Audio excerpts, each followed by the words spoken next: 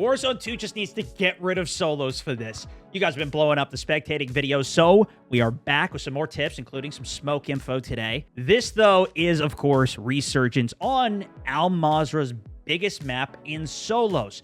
One of my favorite modes back in Warzone 1 was buyback solos, and this, to me, is even better because it's a lot less running around looting, trying to get the money in, make sure you have enough, and then do you spend it? Nah.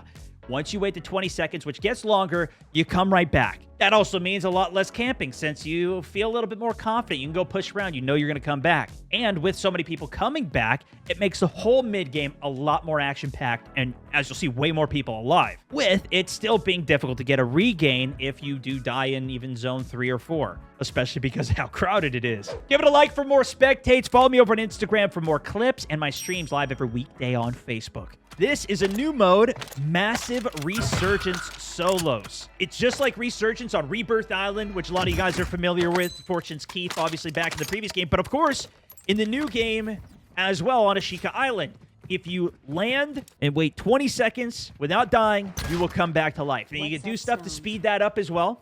And the timing does change as the game goes on. But the beauty of it is that it makes the game last so much longer. In Zone 3, Zone 4... there was still 100 people in the game that I played yesterday on this. Whereas before, it would go down to like 40 people alive.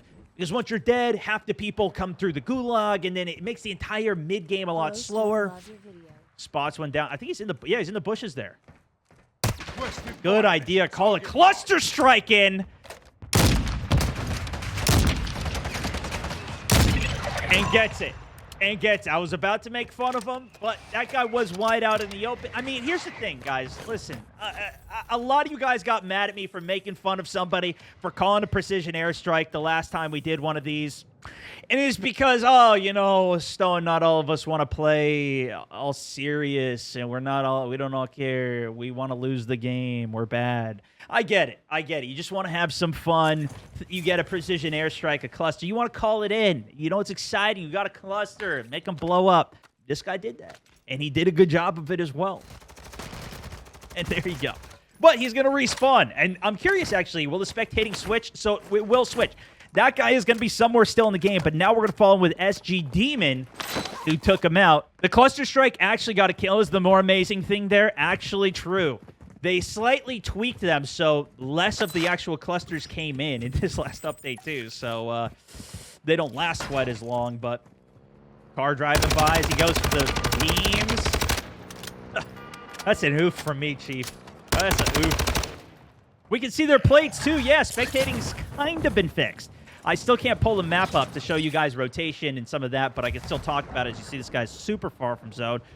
Loadouts will always come in inside of the zone as well. So he's going to have to go all the way to the zone. This is what you'll sometimes even hear people say, like, we're going to pull the loadout towards us. If you go outside of the zone, it's going to land as close to you inside of the zone there. So you see, it's you know, it's going to be on the edge of zone when he comes in. But, of course, he's got 350 meters to go here. So you don't want to be this far away to pull it there because now he's got to go super far. Usually comes in about 100 meters away from you, the loadouts.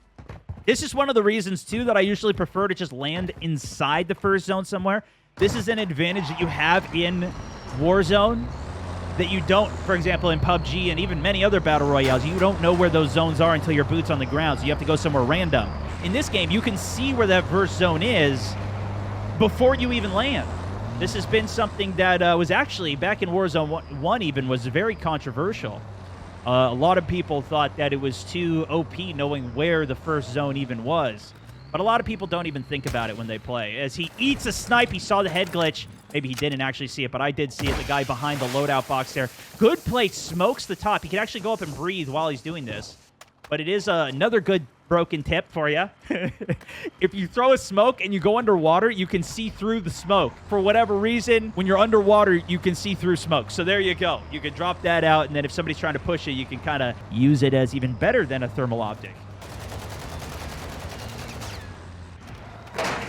The broken tips, yeah. I got the real tips, and I got the broken tips for you guys. Some people call them exploits. I just call them features in this game. You know, once it's been in there for 6 months, I think it's about time we call it a feature. You know what I'm saying? Oh! I didn't hear it. Maybe it was my big mouth yapping, but this guy heard somebody in the building. It was Moofster. But Moof was even more patient than him. Both of them were sitting a corner off. I'd call it a standoff, but they weren't standing.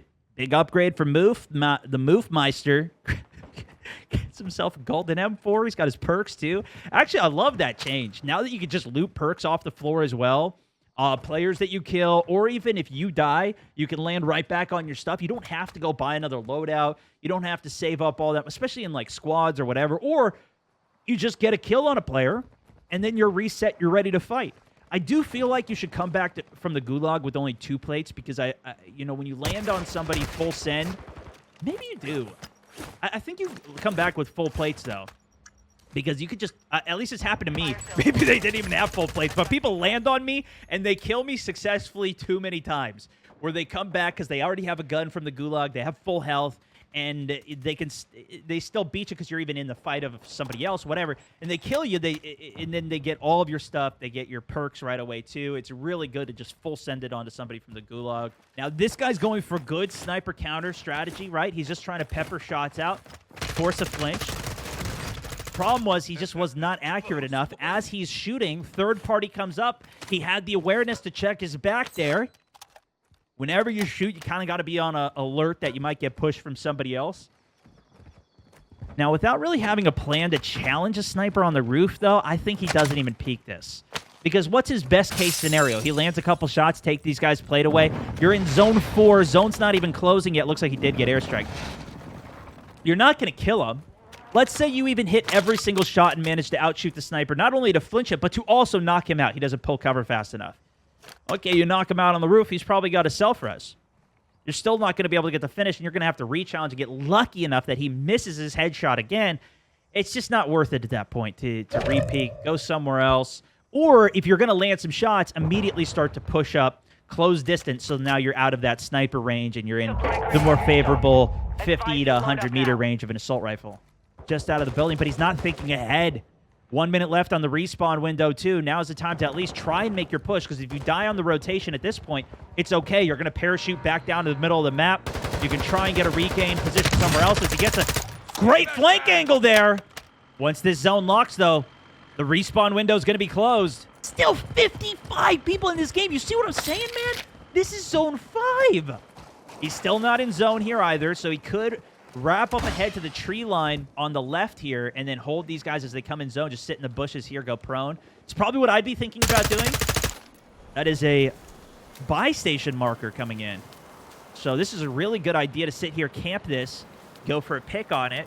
But we did just see a smoke grenade go off. We saw shots going off. Likely whoever threw that in was in that fight, probably up the hill right there. Top 30. So look at that.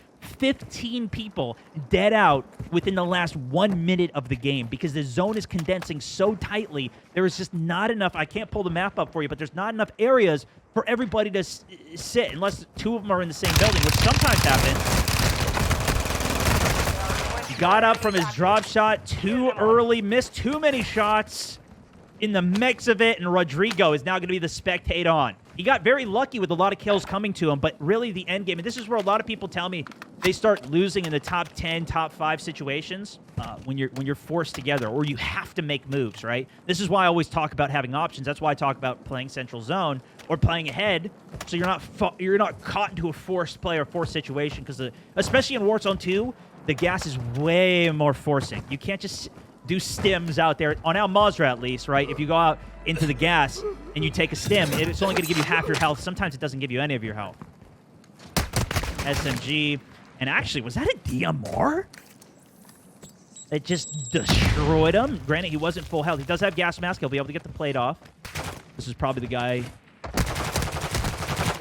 Yeah, this is the F-Tac Siege. That's actually the pistol. So he was going straight for an extra perk rather than going overkill, so he could use the F-Tac Siege pistol for it. He's caught in a force play out of zone. Now the guy that just killed him also caught in a force play out of zone. We're not spectating on either of those guys. Looks like it brought us over to Farm Boy. That fight was a little bit over on the right. This guy's got 6 kills on board as well. No weapon, tactical ability. Likely he came back from a respawn and has just been trying to make his way to the end game. He's playing edge of zone as well. You've made it to the top 5. And he's not going to be the first one, and he's going to try and hope that he's a late rotator. Everybody's fighting on the other side of the map. Now down to top 5. Sniper shot on his left there. Wasn't at him, so he can't keep hiding his way. Spots one up ahead here. But as soon as he shoots, he needs to get the kill, and now he's got to be ready for the sniper to shoot at him on the left. And if anybody else is hiding on that bottom right, they should just push him immediately, see if they can help clear that side of the zone out. Top 4, though, so there's got to be one up top left, and as you can see, just as I said here, now the numbers are down to 3. Sniper up top left, one other at that building that is controlled. There's just not enough room, especially on the hillside of this cliff. The shots are going down. He hears the shots going on the left there. Now it's a 1v1.